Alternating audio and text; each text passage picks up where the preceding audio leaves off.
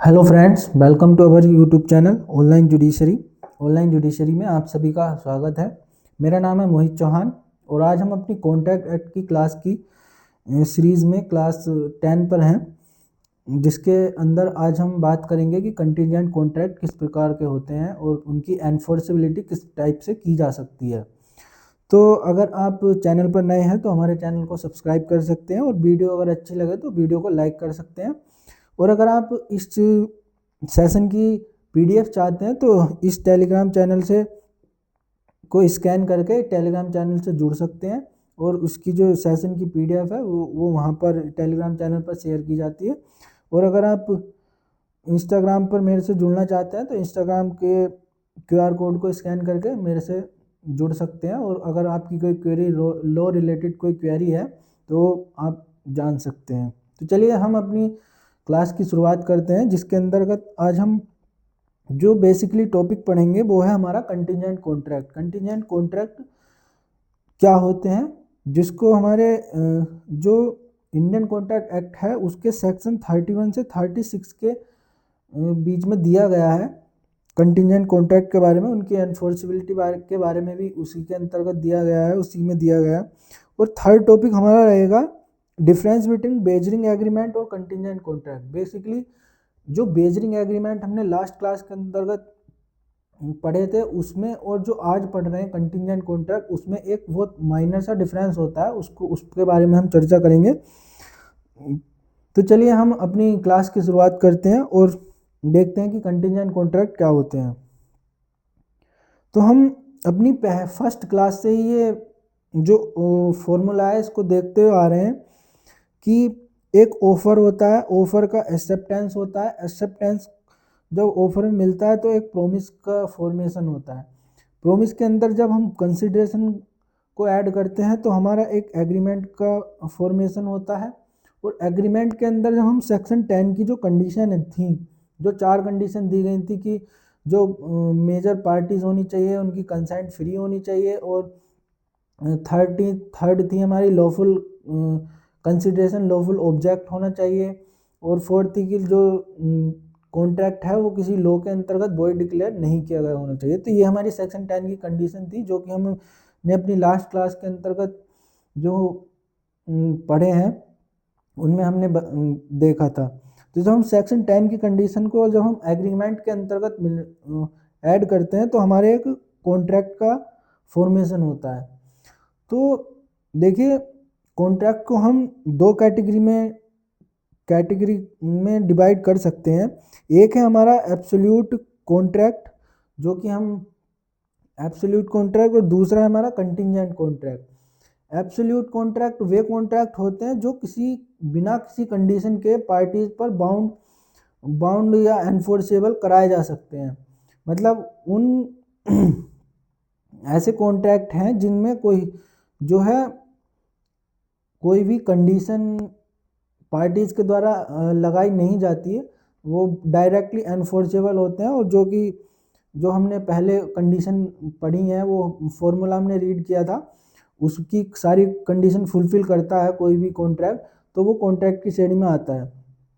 तो वो हमारा एब्सोल्यूट कॉन्ट्रैक्ट होता है। उसी के जो सेकंड टाइप है कंटीजेंट कॉन्ट्रैक्ट, उसको हम बढ़ते हैं कि कंटीजेंट कॉन्ट्रैक्ट कौन से होते हैं। तो देखिए, कंटीजेंट कॉन्ट्रैक्ट बेसिकली ऐसे कॉन्ट्रैक्ट होते हैं जिसके अंदर जो है जो कॉन्ट्रैक्ट है वो किसी एक्ट के फ्यूचर इवेंट के होने या ना होने पर किसी उस पर निर्भर करता है कि अगर कोई फ्यूचर का इवेंट है, अगर वो होता है तो वो कॉन्ट्रैक्ट बनेगा, उसको एनफोर्सेबल कराया जा सकता है। और जो फ्यूचर इवेंट है वो नहीं होगा, या फिर जो हमारा कॉन्ट्रैक्ट है वो फ्यूचर इवेंट के नहीं होने पर बनता है और वो नहीं होता है तो उसको एनफोर्सेबल कराया जा सकता है। तो ये हमारा बेसिकली मोटा मोटा कंटीजेंट कॉन्ट्रैक्ट इस प्रकार से होता है। उसके अंदर कंडीशन दी हुई होती है, फ्यूचर इवेंट पर आधारित होता है। तो इसकी जो डेफिनेशन है वो हमारी सेक्शन 31 के अंतर्गत दी गई है। जो इंडियन कॉन्ट्रैक्ट एक्ट है उसका सेक्शन 31 अपने अपने बेयर एक्ट में निकाल लीजिए, उसमें दी गई है कि कंटीजेंट कॉन्ट्रैक्ट क्या होता है। तो सेक्शन 31 को हम रीड करते हैं, अपना अपना बेयर एक्ट निकाल लीजिए आप। तो देखिए सेक्शन 31 है हमारा, contingent contract define a contingent contract is a contract to do, एक एक वर्ड इंपॉर्टेंट है, टू डू और नॉट टू डू, मतलब कुछ करने या कुछ ना करने के लिए, समथिंग। इफ सम इवेंट, मतलब किसी इवेंट के होने या ना होने पर कुछ कार्य करना या ना करने का जो कॉन्ट्रैक्ट होता है वो हमारा कंटिजेंट कॉन्ट्रैक्ट होता है। लेकिन जो इवेंट है वो हमारा मेन पर्पस नहीं होना चाहिए उस कॉन्ट्रैक्ट का, वो हमारा सिर्फ एक कोलैटरल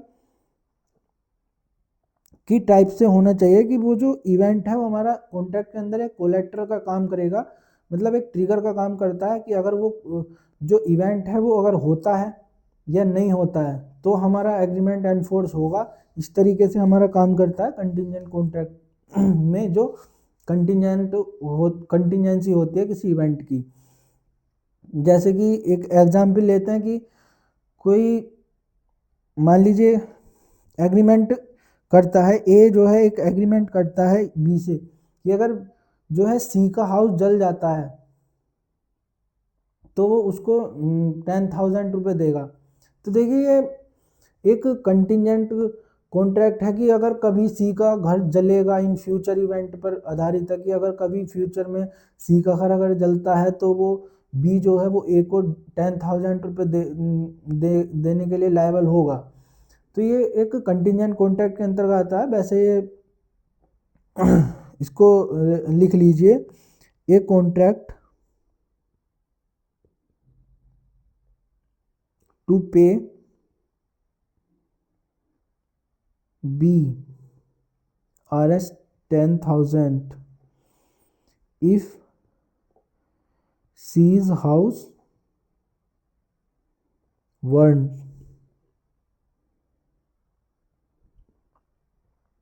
तो ये हमारा कंटिजेंट कॉन्ट्रैक्ट का एक एग्जाम्पल है, इसको आप जो है अपने नोट्स में लिख लीजिएगा। तो जो एसेंशियल एलिमेंट्स होते हैं एक कंटिजेंट कॉन्ट्रैक्ट के अंदर, उसको हम अब देखते हैं कि क्या क्या एसेंशियल होना चाहिए कंटिजेंट कॉन्ट्रैक्ट बनने के लिए। तो इसके अंतर्गत पहला जो हमारा एलिमेंट है उसके अंदर होना चाहिए कि एक contract there should be a contract to do और नॉट टू डू समथिंग, मतलब कुछ करने या कुछ ना करने का कोई उसके अंदर कॉन्ट्रैक्ट के अंतर्गत वो कॉन्ट्रैक्ट होना चाहिए वो।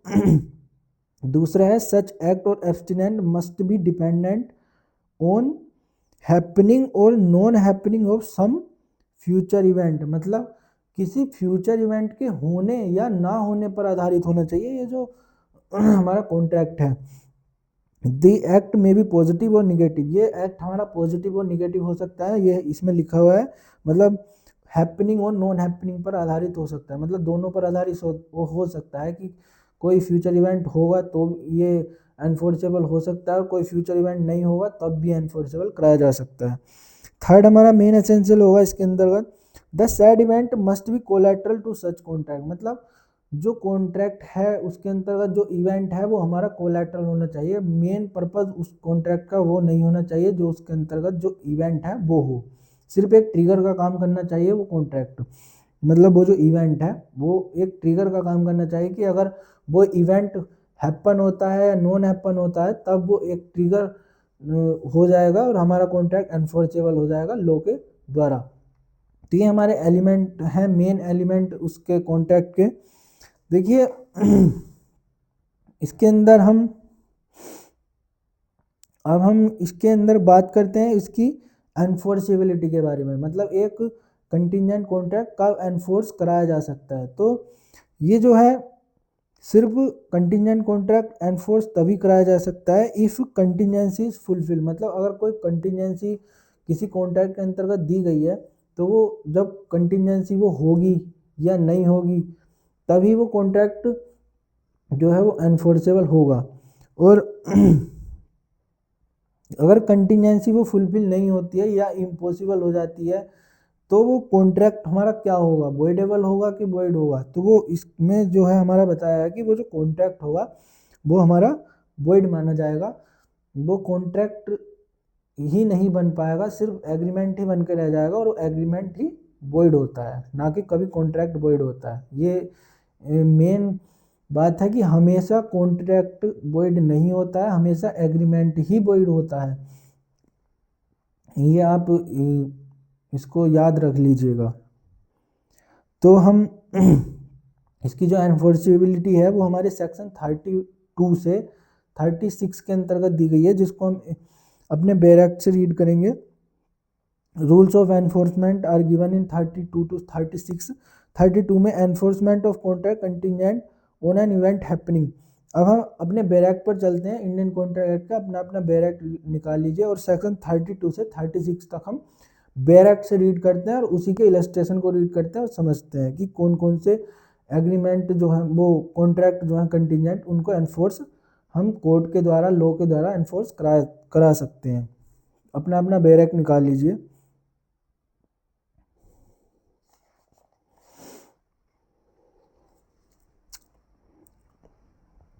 ये हमारा सेक्शन 30 दिया हुआ है, वेजरिंग एग्रीमेंट। सेक्शन 31 देखिए, हमारा चैप्टर सेकंड थर्ड है, ये कंटिजेंट कॉन्ट्रैक्ट का जो चैप्टर है वो हमारा थर्ड है। अब हम इसको रीड करते हैं। हमारे सेक्शन 31 में हमने अपनी डेफिनेशन पढ़ी थी जो कि कंटिजेंट कॉन्ट्रैक्ट की थी। अब हम सेक्शन 32 से रीड करते हैं जो कि एनफोर्समेंट के बारे में बात करते हैं कि enforcement of a contract contingent on an event happening. मतलब कोई इवेंट जो है वो हैपनिंग हो जाता है, अगर कोई इवेंट जो कॉन्ट्रैक्ट हमारा किसी इवेंट के हैपनिंग होने पर बेस्ड होता है और वो इवेंट हो जाता है, तो उसका जो हैपनिंग हो जाने पर वो जो कॉन्ट्रैक्ट होगा वो एनफोर्सेबल लॉ के द्वारा कराया जा सकता है। इसको रीड करते हैं हम। कंटिजेंट कॉन्ट्रैक्ट टू डू और not to do anything if an uncertain future event. मतलब फ्यूचर जो इवेंट होना चाहिए वो अनसर्टेन होना चाहिए। Can not be enforced by law unless and until that event has happened. मतलब इसके अंतर्गत ये बताया गया कि हमारा जो कॉन्ट्रैक्ट जो कंटिजेंट कॉन्ट्रैक्ट है उसको एनफोर्स कब करवा सकते हैं, अगर वो कॉन्ट्रैक्ट जो है वो किसी जो इवेंट है उसके हैपनिंग होने पर हो। तो कॉन्ट्रैक्ट इसके जो बताया गया है कि अगर वो इवेंट जो है वो हो जा एनफोर्स जो है वो कॉन्ट्रैक्ट तब तक नहीं करवाया जा सकता जब तक वो इवेंट जो है हमारा हैपन, मतलब जो इवेंट है हमारा हैपन नहीं हो जाता है, तब तक उस कॉन्ट्रैक्ट को हम एनफोर्स नहीं करा सकते।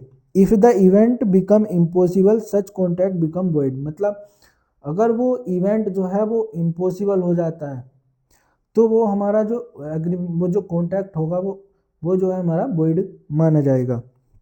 इसका इलस्ट्रेशन रीड करते हैं। एक A makes a contract with B to buy B's horse. मतलब ए जो है वो बी से घोड़ा खरीदने के लिए कहता है। इफ़ ए सर्वाइव सी, मतलब अगर सी जिंदा रहेगा तो वो ए से बी से जो है वो घोड़ा खरीदेगा। This contract can not be enforced by law unless and until C dies in a life time. मतलब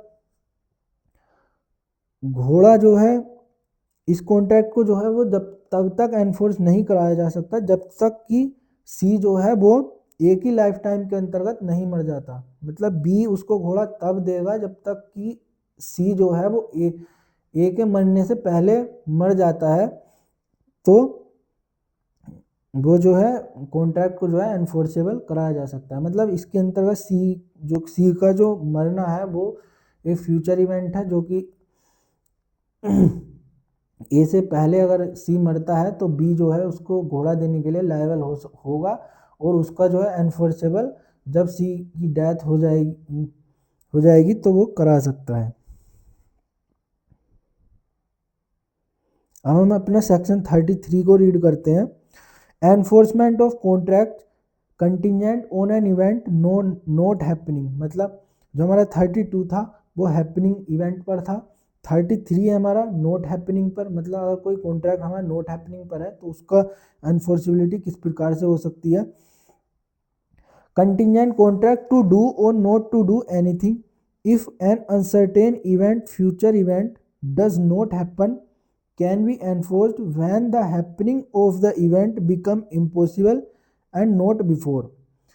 देखिए जो हमारा 33 है वो ये कहता है कि अगर किसी फ्यूचर इवेंट पर हमारा कॉन्ट्रैक्ट जो है वो बेस है और इसका जो एनफोर्समेंट है वो तब तक इस कॉन्ट्रैक्ट को नहीं कराया जा सकता जब तक वो जो इवेंट है या तो वो होना गया हो तब करवाया जा सकता है, जो कि हमारा 32 में बताया गया था कि अगर इवेंट हो गया तो वो एनफोर्स कराया जा सकता है। 33 के अंतर्गत बताया गया कि अगर वो इवेंट होना ही इम्पॉसिबल हो गया हो तब भी वो इवेंट जो है वो कॉन्ट्रैक्ट एनफोर्स कराया जा सकता है। मतलब उससे पहले नहीं कराया जा सकता, या तो वो इवेंट हो गया हो तब कराया जा सकता है या फिर वो इवेंट जो है वो इम्पॉसिबल हो गया हो, मतलब हो ही नहीं सकता, तो उस पर भी कॉन्ट्रैक्ट जो है वो एनफोर्स कराया जा सकता है। इसका इलस्ट्रेशन पढ़ते हैं। A agrees to pay B sum of money if certain ship does not return the ship sunk. मतलब ये जो है बी को एग्री करता है कुछ मनी, मतलब कुछ पैसे देने के लिए कि अगर एक मतलब एक सर्टेन शिप है, कोई शिप है, अगर वह शिप जो है वो लौट कर नहीं आता है तो ये नॉट नॉट हैपनिंग वाला इवेंट है कि वो शिप जो है वो वापस नहीं आता है तो वो उसको कुछ जो है सम ऑफ मनी देगा। शिप इज संक, शिप जो है वो डूब जाता है, तो मतलब जब शिप डूब गया तो ये जो आने वाला इवेंट था ये इम्पॉसिबल हो गया, क्योंकि अब जब शिप डूब चुका है तो वो वापस तो नहीं आएगा कभी भी। तो the contract can be enforced when the ship sunk, मतलब जब शिप जो है वो डूब जा रहा है, जब डूब चुका है तब जो है वो कॉन्ट्रैक्ट एनफोर्स कराया जा सकता है। अब हमारा सेक्शन 34 किस चीज़ के बारे में बात करता है उसको रीड करते हैं। When event on which contract is contingent to be deemed impossible if it is the future conduct of a living person. मतलब कोई इवेंट है जो कि किसी लिविंग पर्सन के फ्यूचर इवेंट पर जो है वो निर्भर करता है, तो जब वो इम्पॉसिबल हो जाता है वो काम, तब वो एनफोर्स कराया जा सकता है। If the future event on which a contract is contingent in the way is the way in which a person will act at an unspecified time, कोई स्पेसिफाइड टाइम नहीं है, the event shall be considered to become impossible. Event कब impossible माना जाएगा? When such person does anything, कोई ऐसा कार्य कर देता है, मतलब किसी लिविंग पर्सन पर आधारित है ना, तो वो लिविंग पर्सन कोई ऐसा कार्य कर देता है कि जो इवेंट होना, जिस इवेंट पर कोई कॉन्ट्रैक्ट आधारित था वो इवेंट होना ही इम्पॉसिबल हो जाए, which renders it impossible that he should so act within any definite time, मतलब कि डेफिनेट टाइम के अंतर्गत ही कोई ऐसा कार्य कर दे कि वो जो एक्ट है वो इम्पॉसिबल हो जाए, और या otherwise then under further contingency, कोई अदर कंटिजेंसी ना आए उसके अंतर्गत। तो इसका इलस्ट्रेशन रीड करते हैं, उससे हम इसको समझेंगे कि इसके मेन जो टॉपिक है वो क्या दिया गया है। A agrees to pay B a sum of money if B marriage C. मतलब ए जो है वो बी को कुछ पैसे देने की बात करता है अगर बी जो है वो सी से मैरी कर लेता है। सी मैरीज डी, अब सी ने जो है वो डी से मैरिज कर ली, तो जब सी ने डी से मैरिज कर ली है तो वो बी से तो मैरिज करेगा नहीं, जब वो बी से मैरिज नहीं करेगा तो ये जो कॉन्ट्रैक्ट है वो इसको इम्पॉसिबल ही मान लिया जाएगा। तो जब इसको इम्पॉसिबल मान लिया जाएगा तो although it is possible if that D may die and that C may afterwards marry B. मतलब अगर डी मर जाता है तो सी जो है वो बी से जो है वो शादी करेगा बाद में, तो ये बहुत लंबा है, लेकिन उससे पहले ही उसने जो ऐसा कार्य कर दिया है, उसने जो है डी से मैरिज करके ऐसा कार्य कर लिया कि वो जो एक्ट है वो इम्पॉसिबल हो चुका है। तो वो जो उस जब वो इम्पॉसिबल हो गया है तो उसका जो एनफोर्समेंट है वो नहीं कराया जा सकता है, तो ये उसके बारे में बात करता है। तो हमारा सेक्शन 35 को अब हम रीड करेंगे अपना। When contract become void, contract जो है वो बिकम void हो जाएगा when a contingent on happening of specified event with in fixed time. इसका मतलब है कि अगर कोई कॉन्ट्रैक्ट है वो void हो जाएगा अगर कोई कंटिजेंट जो है वो किसी स्पेसिफाइड इवेंट के किसी विद इन टाइम के अंतर्गत होना हो, और उस टाइम के अंतर्गत वो इवेंट ना हो, तो वो ये जो कॉन्ट्रैक्ट होगा वो हमारा void हो जाएगा। ये उसके बारे में बता रहा है कि become void। Contingent contract to do or not to do anything if a specified uncertain event happens within a fixed time। मतलब कोई अनसर्टेन इवेंट है, वो फिक्स टाइम के अंतर्गत अनसर्टेन इवेंट है within a fixed time become void if at the expiration of a time fixed such event has not happened, or if before the time fixed such event become impossible। मतलब अगर कोई event है, उस पर हमारा contract base है, और वो इवेंट जो है वो किसी स्पेसिफाइड टाइम के अंतर्गत ही होना चाहिए। अगर वो इवेंट उस स्पेसिफाइड टाइम के अंतर्गत नहीं होता है तो वो उसको इम्पॉसिबल मान लिया जाएगा, और इस इम्पॉसिबिलिटी के आधार पर वो जो कॉन्ट्रैक्ट होगा वो हमारा void होगा। और अगर वो इसका एक इलस्ट्रेशन ए पढ़ते हैं, उस ऊपर वाले के आधार पर ही दिया गया है। A promises to pay B a sum of money if a certain ship return within a year. मतलब ए जो है वो बी को कुछ पैसे देने की बात करता है, अगर कोई सर्टेन शिप, अगर कोई एक जहाज है वो 1 साल के अंतर्गत जो है अंदर अंदर जो है वो वापस आ जाता है, तो the contract may be enforced if the ship return within a year. Contract जो है वो एनफोर्स कराया जा सकता है, उससे जो है वो पैसे लिए जा सकते हैं अगर वो जो शिप है वो 1 साल के अंदर अंदर वापस आ जाता है तो। मगर बिकम्स void, वो void कब हो जाएगा, जो कॉन्ट्रैक्ट है वो void जब हो जाएगा अगर if C is burned within year.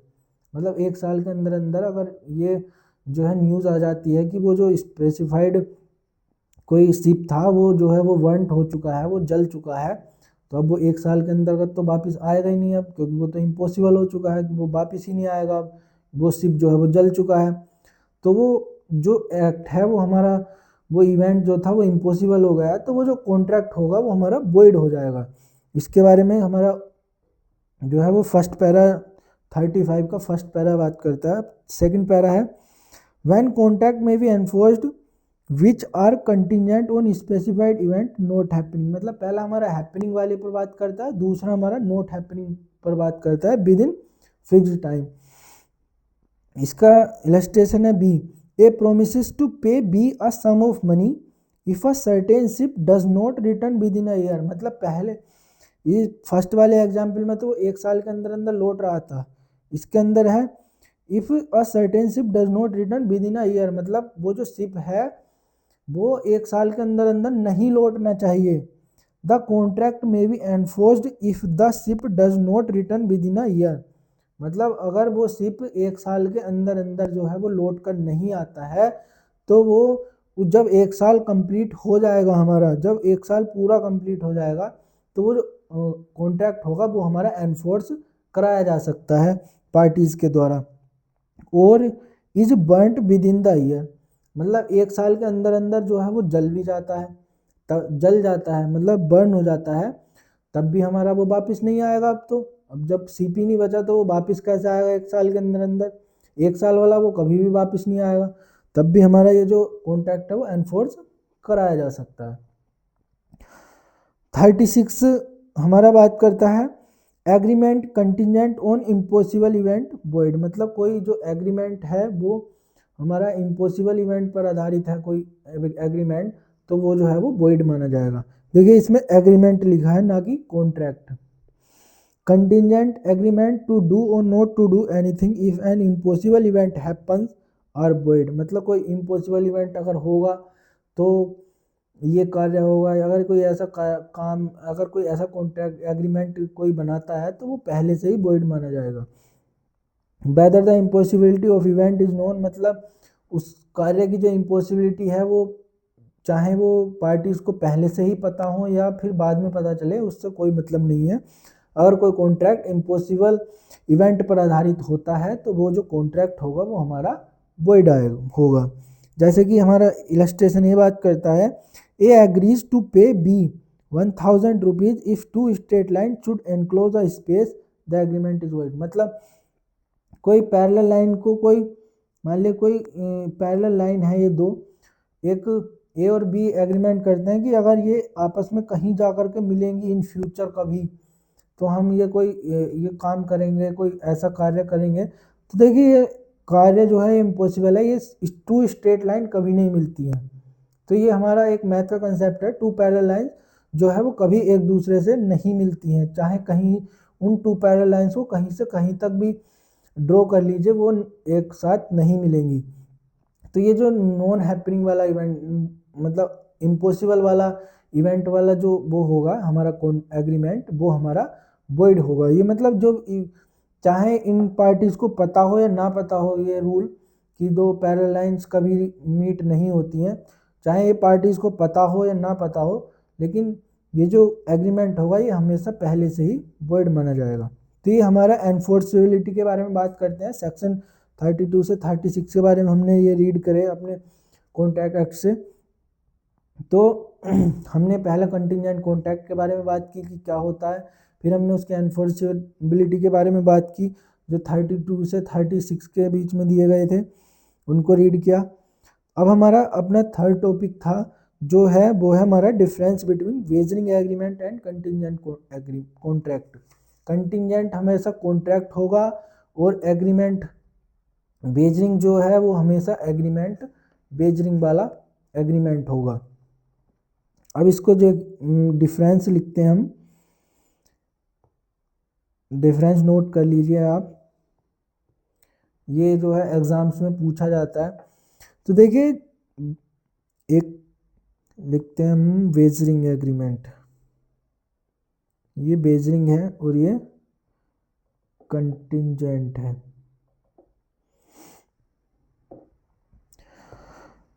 तो इसमें पहला पॉइंट होगा कि ये जो वेजरिंग वाला होता है ये जो है एग्रीमेंट होता है और कंटिंजेंट जो है हमारा कॉन्ट्रैक्ट होता है। मतलब it is an agreement,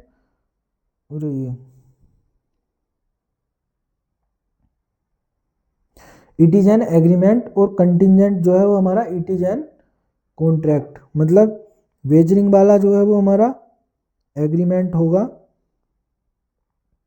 agreement, और कंटिंजेंट जो है वो हमारा कॉन्ट्रैक्ट होता है। पहला मेन डिफरेंस तो यही है। दूसरा होगा हमारा वेजरिंग जो एग्रीमेंट होता है वो हमारा शुरू से ही वॉइड होता है। मतलब वेजरिंग हम एग्रीमेंट कर ही नहीं सकते, इसको हम एनफोर्स करा ही नहीं सकते, ये जो है लॉ के मतलब कॉन्ट्रैक्ट एक्ट के द्वारा जो है ये वॉइड डिक्लेयर कर दिया जा चुका है। तो वेजरिंग जो है वो हमारा वॉइड होता है, लेकिन कंटिंजेंट कॉन्ट्रैक्ट जो है ये वैलिड होता है। ये हमारा कॉन्ट्रैक्ट जो है ये वैलिड होता है, वैलिड कॉन्ट्रैक्ट होता है हमारा कंटिंजेंट, और जो वेजरिंग है वो एग्रीमेंट हमारा पहले से ही शुरू से ही वॉइड होता है। थर्ड हम इसमें लिख सकते हैं कि इसको हम कभी एनफोर्स ही नहीं करा सकते क्योंकि ये पहले से ही वॉइड है। और लेकिन जो कंटिंजेंट कॉन्ट्रैक्ट है उसको हम जो है एनफोर्स करा सकते हैं, अगर वो जो इवेंट है वो अगर होता है नहीं होता है जिस पर भी आधारित होता है उसको हम एनफोर्स करा सकते हैं। मतलब it is not enforceable, not enforceable, इस पर है enforceable, enforceable if event is happen or not happen। मतलब जिसके भी आधार पर ये कॉन्ट्रैक्ट बेस है, अगर वो इवेंट हो जाता है नहीं होता है तो उसको एनफोर्स कराया जा सकता है। लेकिन एग्रीमेंट जो वेजरिंग एग्रीमेंट है उसको कभी एनफोर्स करा ही नहीं सकते हम, ये हमेशा शुरू से ही वॉइड होता है। तो ये तीन जो डिफरेंस है यही बहुत है। तो देखिए अगर आपको कोई और डिफरेंस लिखने हैं, इसमें हो सकता है कि इसका रेस्टिट्यूशन भी अलाउ नहीं है अंडर सेक्शन 65 वेजरिंग एग्रीमेंट का, क्योंकि ये शुरू से ही वॉइड है। लेकिन कंटिजेंट में अगर कोई कार्य कर देता है कोई पार्टी किसी चीज़ की तो उसका रेस्टिट्यूशन कराया जा सकता है 65 के अंतर्गत। तो ये भी इसके अंतर्गत एक डिफरेंस हो सकता है।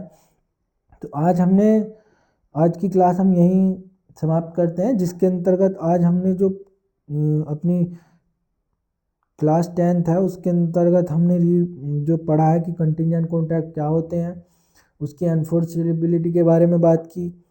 एनफोर्समेंट सेक्शन 32 से 36 के अंतर्गत दिया गया है इंडियन कॉन्ट्रैक्ट एक्ट के अंदर।